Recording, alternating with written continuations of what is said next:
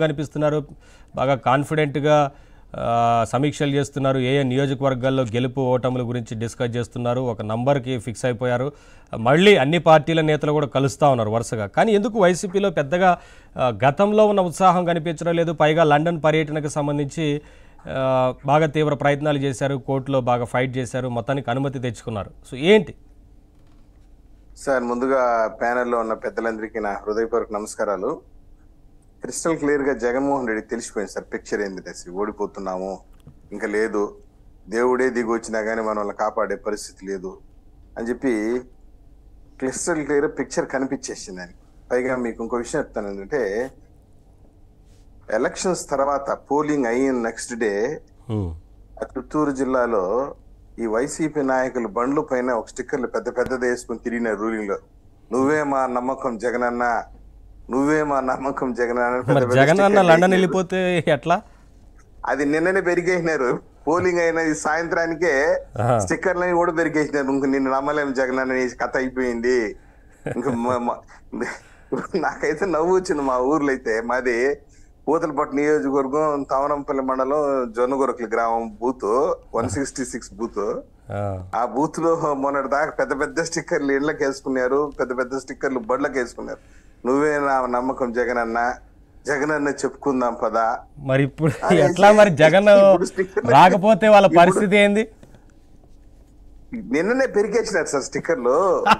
నిన్ను నేను నమ్మలేము జగనన్న, మా కథ అయిపోయింది జగనన్న, నువ్వేమో చల్లగా లండన్ జారుకున్నావు, ఇక్కడ మమ్మల్ని కాపాడేది ఎవరు జగనన్న స్టిక్కర్లు వేసుకుంటారు. ఇప్పుడు సింపుల్ గా, ఇప్పుడు నిన్న ఐపాక్ ఆఫీస్కి వెళ్ళినాడు జగనన్న. వెళ్ళి మనం గెలుస్తున్నాము, ఒక 90 సీట్లతోనూ 95 సీట్లతోనూ గెలుస్తున్నాము ఒక అబద్ధం ఆడుంటే కొద్దిగా నమ్ము ఉంటది కేడర్.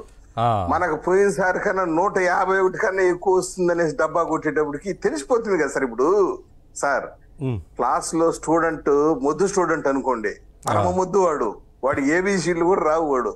వాడు పరీక్ష రాసేసి బయట వచ్చి ఏమిరా బాగా రాసిన పరీక్ష అంటే, బాగానే రాసినా సార్, ఒక 35 మార్కులు వస్తుంది సార్ అంటే నమ్మొచ్చు. ఒరే మొద్దు స్టూడెంట్, వీడు ఏదో కష్టపడినటువంటి 35 మార్కులు వస్తాయి అని ఏదో నమ్మొచ్చు.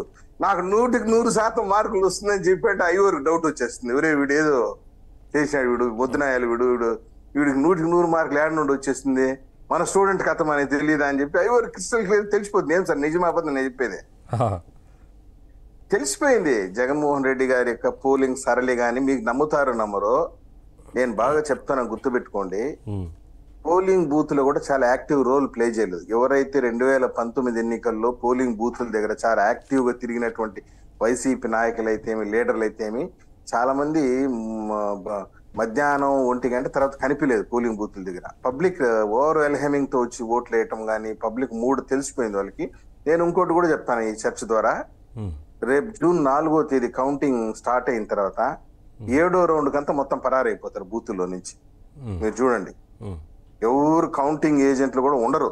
పైగా నిన్న ఐపాక్ ఆఫీసులో జగన్మోహన్ రెడ్డి చెప్పినటువంటి ఒక మాట యొక్క ఉద్దేశం ఏంటంటే, రేపు పొద్దున కౌంటింగ్ ఏజెంట్లైనా ఉండాలి కదా కౌంటింగ్ స్టేషన్స్ లో. కాబట్టి ఈ మాట చెప్తే ఒక 4 కౌంటింగ్ ఏజెంట్ అయినా వస్తారు, లోపల కూర్చుంటారు, కౌంటింగ్ లో ఉంటారు. ఈ మాట అందుకని చెప్పేసి చెప్పినట్టు తప్పించి ఇంకేం లేదు. క్రిస్టల్ క్లియర్ గా వాళ్ళ లీడర్లే బోరు మోని ఏడుస్తా ఉంటే వాళ్ళ ఆక్రోశం చూస్తా అంటే కనిపించలేదు సార్ మనకి. ఆ అంబటి రాంబాబు, ఆ కొడాలి రాని, రోజా గారు అయితే మీరు నమ్ముతారో నమ్మరో, పోలింగ్ రోజే బయట